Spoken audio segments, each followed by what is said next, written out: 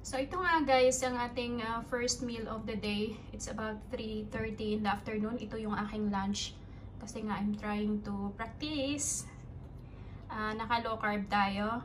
And nag-fasting din ako ng 16 hours. So ngayon pa lang ako kakain. Ito yung ating meat. Pork yan. Naka-marinate lang siya ng salt. At saka yung egg white, nilagyan ko ng coriander. Kasi nga gumawa ako ng cake kanina, so marami akong egg white. Hindi marami, 4 pala. 4 pala. Sayang naman na itapon, 'di ba?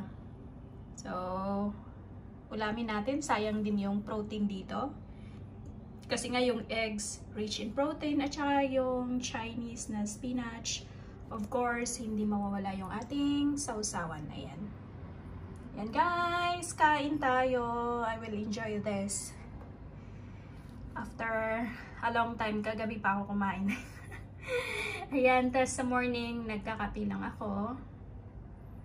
Yan, let's eat!